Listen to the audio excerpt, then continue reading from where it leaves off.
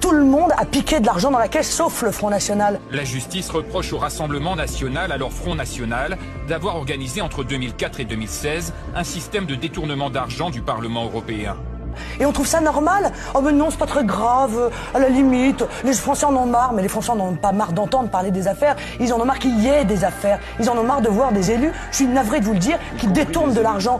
Le premier jour d'un procès à haut risque pour l'élu. C'est scandaleux, parce que je vais vous dire, avec tout cet argent, ce qu'on aurait fait, hein, en termes de Restos du Cœur, en termes d'opérations pièges jaunes, c'est combien d'opérations pièges jaunes? Tout l'argent qui a été détourné par les élus. J'aborde ce procès avec beaucoup de sérénité.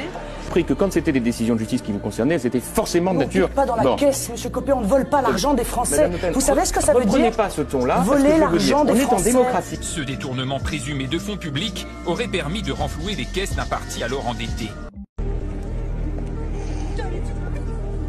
Un mot, Madame Le Pen?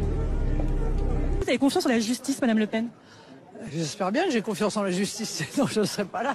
Est-ce que c'est une Marine Le Pen affaiblie qui est aujourd'hui devant le tribunal alors que vous comptiez peser sur Michel Barnier à l'Assemblée? Si c'est la volonté de certains, ils se trompent.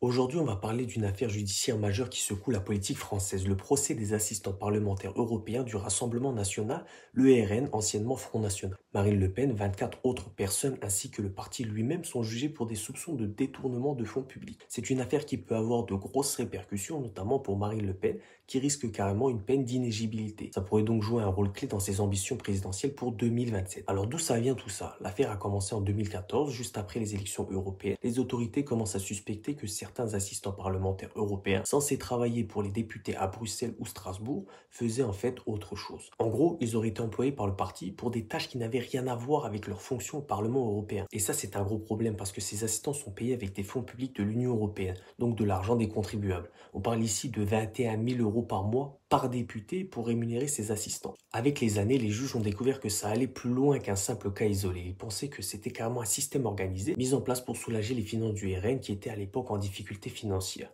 Le préjudice est énorme. Le Parlement européen, qui s'est constitué partie civile dans cette affaire, estime avoir perdu environ 6,8 millions d'euros sur la période de 2009 à 2017. C'est énorme. Des preuves accablantes ont été révélées comme des échanges d'emails entre Marine Le Pen et son trésorier où il parle clairement de faire des économies grâce au Parlement européen.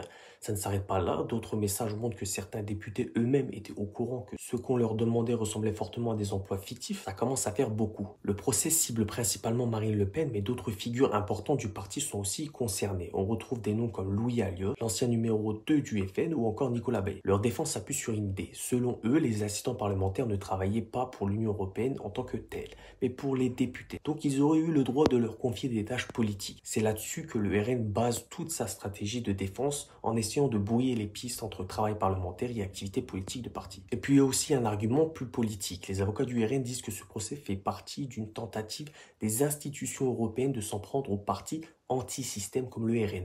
C'est une manière de rallier leur base électorale en jouant sur l'idée qu'ils sont victimes d'un complot des élites européennes. Un argument, même s'ils parlent à une partie de leur électorat, ne change rien au fait qu'ils sont reprochés. Maintenant, la question qui se pose, c'est qu'est-ce que ce procès peut changer pour Marine Le Pen? Si elle est condamnée, elle risque une peine d'inéligibilité, ce qui pourrait sérieusement compliquer sa candidature pour 2027. Le procès pourrait durer longtemps, avec des recours possibles, et la décision pourrait tomber à un moment clé pour sa carrière politique. Alors est-ce que Marine Le Pen peut espérer une issue comme celle de François Bayrou qui a été relaxé récemment dans une affaire similaire?